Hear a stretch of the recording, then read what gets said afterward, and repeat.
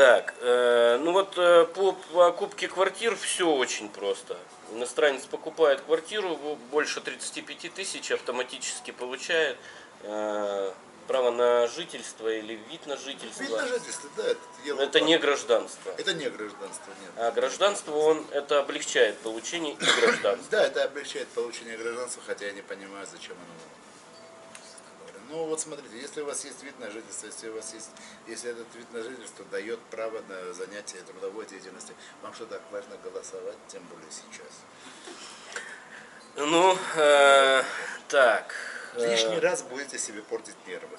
Хорошо. Давай, Алексей. Это паспорт, к которому, например, теперь еще и безвиз прилагается. Вот это, кстати, да, это, кстати, бонус. Да. Бонус насчет безвиза, это бонус, да. Ну вот, да. Хорошо. Еще, значит, мы 360 дней иностранец имеет возможность въехать сюда, с России, с Украины также, наверное, да? Да, так же. Да. То есть это вообще такой мудрый, я считаю, шаг, подарок. Это было давно уже введены, эти 360 дней. Вот. То есть это облегчает сюда людям приехать, которым не все нравится там, допустим, на родине, вот, Украине, России, Казахстане. На этом моя благодарность. Это когда было введено? По поводу безвизов вообще, как они были введены, есть другая офигительная история, очень классная. Как Значит, это было, слава да? Богу, просто мне посчастливилось, здорово посчастливилось дружить, но не так, чтобы мы были близкими друзьями, чтобы встречались каждый день, но мы переписывались, мы встречались, когда я жил в Батуми и приезжал в Тбилиси, мы встречались, ну, как минимум раз в месяц, а то и чаще встречались с этим большим, в прямом смысле этого слова, человека, и я говорю про Кафу Бедукидзе. Правда, мне здорово повезло. И вот он рассказывал, он фактически стоял у истоков безвиза в Грузии, вообще без виза.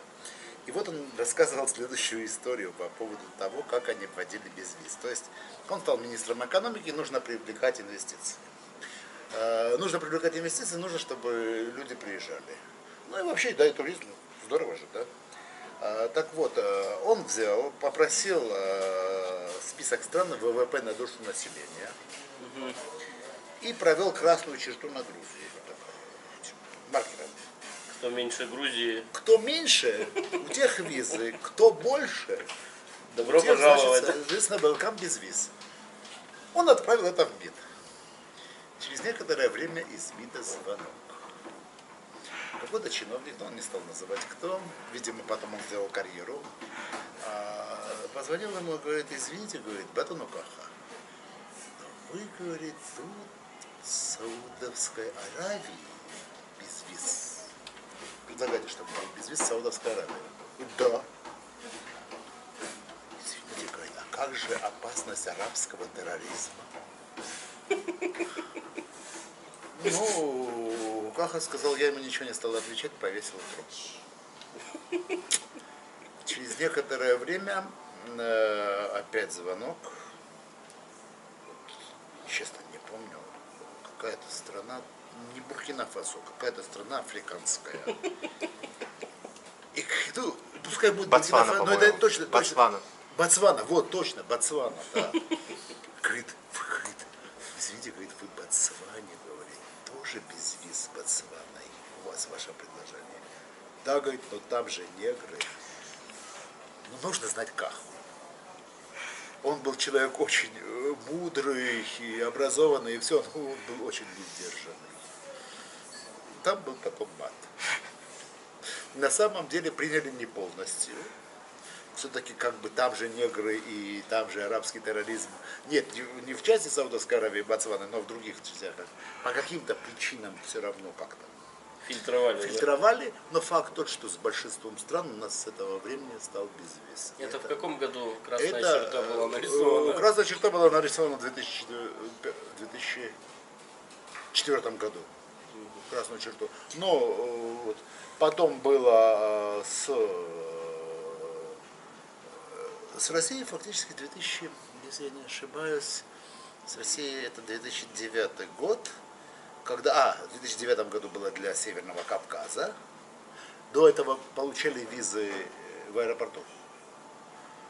В 2009 году было для Северного Кавказа, а в 2010 году уже для всей России уже не нужны были визы и в аэропорту получать.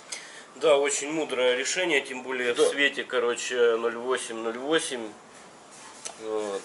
Называется симметричный ответ. Да, вот По-настоящему. именно. И для многих россиян сейчас, вот я вот общаюсь, да, мы сейчас перейдем к этим вопросам, это такое грандиозное открытие. И, ну, опять же, это... Кстати, да, вот с 2010 года россияне начали открывать Грузию. То есть на самом-то деле да, с 2010 года, потому что тогда же было открытие Грузии в плане реформ полицейских. До этого было, ну, типа того, грызуны продались американцам, у них все плохо. Что-то в этом роде. А потом вот было вот реформа полиции, оказывается, у нас хорошо, но очень долгое время говорили о том, что только реформа полиции. Ну, что только реформа полиции, причем даже это было как-то переделано, мол, полицейское государство.